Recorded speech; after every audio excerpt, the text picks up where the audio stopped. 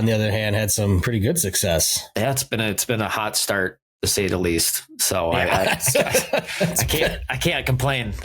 So far my plan has worked out pretty good. So far we're 3 for 4, which is pretty good. Almost went 4 for 4. We've hunted how many days? Like we've only hunted 3 days, so that's pretty good. But a lot of it though, I just got to give some contribution credit to my father-in-law for locking in. Like, that was one of those key things to success. I said earlier was just kind of going down of making sure that you have ample opportunities and ample spots that you can hunt birds, because, that first day we went out and hunted and we didn't see anything. We heard, I think, maybe 6 or 7 toms that were firing off maybe like 1,500 yards away. I mean, like clear cross section, barely heard them just because we had wind howling in our face. It's probably the only reason that we heard them.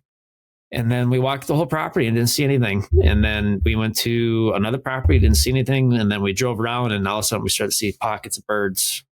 Nice. And then I was like, well, go door knocking. Like, so we got some permission, and, sure enough, that next morning it took my nephew out, Jack, first time ever turkey hunting. Took him out, and then Ron came with, and it was kind of a funny morning. We watched these birds that afternoon and had a good idea where they were going to be at on this little section of property. And a lot of like where we're hunting at, in particular area, I won't talk about areas, but like where we're at is there's a lot of mixtures of good hardwoods, but there's particularly a lot of, I would call, what would be the name for them? Like not birch trees. What's the name for it? Can't think of it.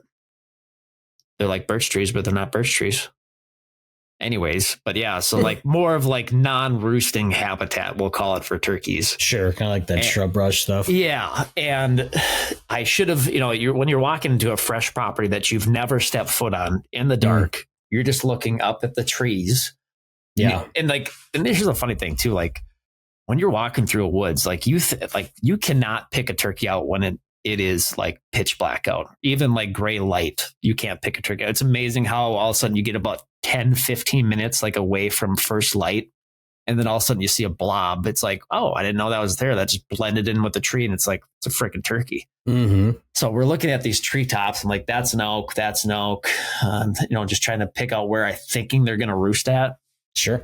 And we sat down on this corner part of the property, and I'm like, this should be a good spot. I'm like, we're probably going to be 150 yards off the roost. Well, we were probably 25. Danger close. But we got in super early. We got in probably, 45 minutes before first light, and we got the decoy set, got Jack and Ron situated. Ron's never killed a turkey before, and either is Jack, and got situated. And all of a sudden, we're about 25 minutes from first light, and we just hear fires off, and he is literally like 25 yards in the next tree over. Nice. And both these guys are just bug-eyed looking at me like, oh, baby. Yeah. And then that proceeded to be, I think it was probably 3 toms. And then it was kind of funny because I think there was 2 or 3 Jakes in that group, that mix. And, if you've ever heard of Jake gobble, it's some can gobble, some can't. So it was just this choir of gobbling. They were losing their minds for probably, 30 minutes. They didn't really get off the roost until like 25 minutes after first light, which was kind of surprising. And we were hens firing back and forth. So we probably had 15 turkeys within a collective 60 yards of us. And it worked out perfect. These birds pitched right down. We did kick a hen off the roost. I guess I kind of forgot about that. We kicked one hen off the roost. And then these birds directly started heading west of us. Like they weren't going to come in, hit a couple cuts, couple calls, and they all circled back. We had 2 toms and a Jake come in. Tom came in, the decoy sets at like 12 yards. Jack absolutely just hammered. And you got to think, I'm trying to film this. I'm trying to coordinate Jack, who's never shot a turkey, trying to coordinate Ron, who's never shot a turkey. I got Jack to my left, Ron to my right, and it's just like, okay, Jack's young. Jack's, he's 11. First crack at it. It's like he's gonna get first crack. Ron's like following this Tom, like he's gonna shoot it. I'm like, Ron, let Jack shoot the bird. And so Jack just absolutely hammers that Tom. Nice. And then that other Tom, like scattered out. So Ron had my 16 gauge, which I've shot one at 40 before, and he was probably pushing like 50. And then there was a Jake that was, I don't know, same thing, like 15 yards maybe, and Ron hammered him. So it was fun. So double right off the bat. I think we were done by 6:30. And yeah, pretty good morning. That's and, a good morning. We got some good photos and stuff, and then we got out of there, and then I think it was we got home late Friday night. Yeah. Late Friday night, rolled in Saturday, took my sister's boyfriend Collin out for the first time. Never been hunting in his life, which is kind of cool. And I like, if everybody's listened to the podcast, I love taking new hunters out that have not experienced the sport. I really think turkey hunting's that gateway of like the best opportunity to get out and just experience what hunting is. And, took him out kind of the honey hole, and it was like clockwork, man. It just never fails out there. It's just amazing to me. Yeah. There's been so many mornings where it's like you've thrown everything at a wall, and it's like, all right, we're going to go sit this property. And sure enough, we sit down. Make you feel and good about yourself a little bit. I will say though, that morning, Grovedal, that woods very well. And like we sat down, we didn't have any birds that were close. I mean, they were all probably, I don't know, 400 yards away, which was kind of interesting compared to what roosting sites they normally sit in. And so we sit down, and I'm it was pretty quiet right away. So I didn't hear any hens and stuff. So I was pretty quiet. And then finally there was one hen that started just cackling off. I copied her. I think it was 15 minutes after first light. Maybe she finally popped out in the field. And then we went at it for probably 20 minutes back and forth. But at this point in time, all the toms have pitched down. They all move north, probably like 1,000 yards.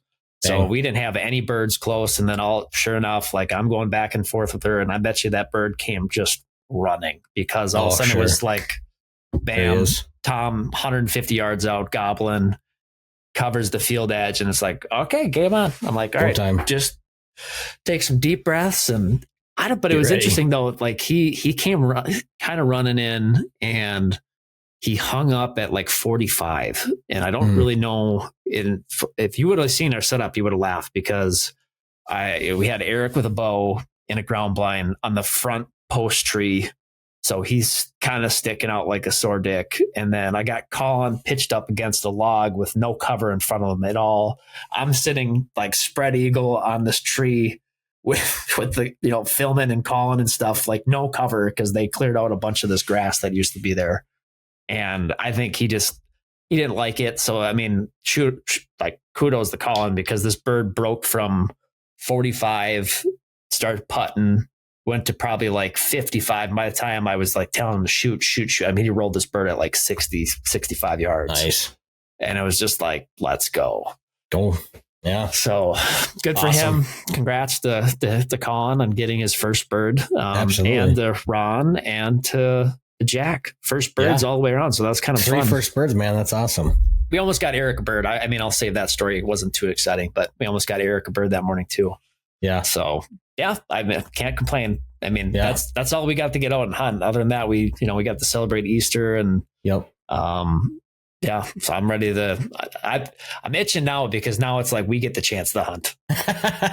Sure. Yeah. I haven't had a weapon in my hand. Actually, I take that back. I did take Nora out. Took Nora out yesterday on an impromptu hunt, because she's been begging me the turkey hunt. It was perfect timing. We snuck out to the back part of our property on the home farm, and we somehow made it to the ground blind, which is amazing to me, because we just got this nice low brush cover that we can get into. But we're walking out, park the golf cart, probably have a 150-yard walk, and all of a sudden we're probably 60 yards from the blind.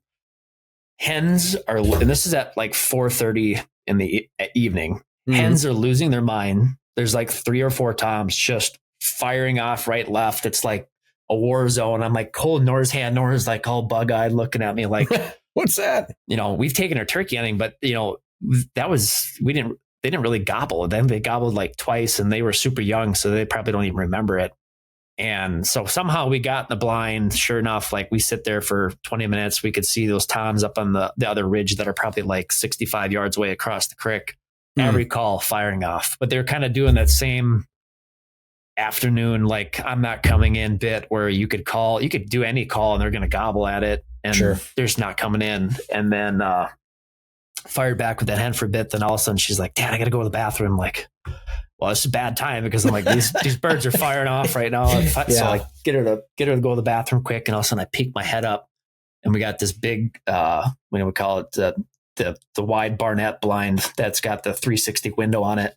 Yep. And I could just see 3 little red heads and the decoys are like 4 yards. Like they're danger close. And I just see 4 little heads moving. I'm like, oh my God, I'm like looking up right there. They're right here. So I'm like trying to get her situated. I'm like, Nora, there's turkeys right here. So she puts her little head up and she just starts laughing. And I'm so thankful that it was a group of jakes that came in because I think it was any other bird, they would have just split. Oh, so she's just laughing and having fun with it. And these birds have, they're kicking the decoy and having fun. And she's getting all mad at me. She's like, Dad, shoot. I'm like, I'm not shooting a jake. Too early for that. I would at the end of the season, but so she got pretty upset with me for not doing that. But we got a little bit of a show for a bit, and then and then we snuck out of there, and that was it. So it was a pretty fun first week, I will say. Oh, definitely one to remember for the books. Oh, absolutely, yeah. It's always fun getting back out there and just chasing birds. You know? We've talked about it forever, and now it's like finally making it happen. Finally do it, right? Mm-hmm. What were you running for decoys on Ron and Jack's hunt? So that first morning, what did we do? Yeah, we kind of went light and nimble. I mean, like I said, like I usually early season like to run a lot of decoys, but out of some intel knowledge we got from the property owners that they were saying that these birds that they've had in their yard are super timid.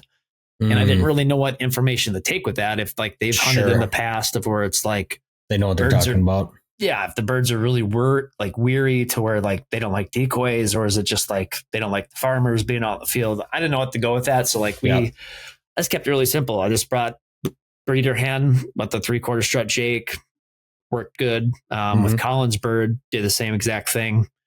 I think in Eric's scenario with his bird that skirted us, I think if I would have had only a hen and I didn't have, he was a very like subdominant bird for sure. Like he saw that Jake decoy and was like, nope, I'm out. So I think maybe if I would have ran a hen for that one. And then I honestly think for behind when I was with Nora, because those toms could see the decoys that we were sitting on across from the river. I think if I would have had a full strutter, that might have made a difference because there was 3 toms that were together by themselves. Yep. So I don't know, but it worked for the other 2, so I can't complain about that. No, not at all. Thank you for joining us on this journey through faith in the great outdoors. We hope today's episode has inspired you to seek God's presence in the wilderness and deepen your connection with nature. If you enjoyed today's discussion, don't forget to like, follow, and subscribe to the Wild Faith Podcast on your favorite platforms, including Spotify, Apple Podcast, YouTube, Instagram, and Facebook. By subscribing, you'll never miss an episode, and you'll continue to be a part of the Wild Faith Podcast community. We'd also love to hear from our listeners, so please don't hesitate to reach out with your questions, comments, or topic suggestions. You can connect with us on social media or through our website. Your feedback is important to us and helps us improve and tailor our content to better serve you. And always remember, the great outdoors isn't just a playground for hunting and fishing. It's a sanctuary for finding solace and spiritual renewal. As you gear up for that next adventure, I pray you find God's presence in the crackling of a campfire, the thrill of reeling in your catch, or the quiet solitude found in nature. Until next time, thank you for listening to the Wild Faith Podcast. Take care, and God bless.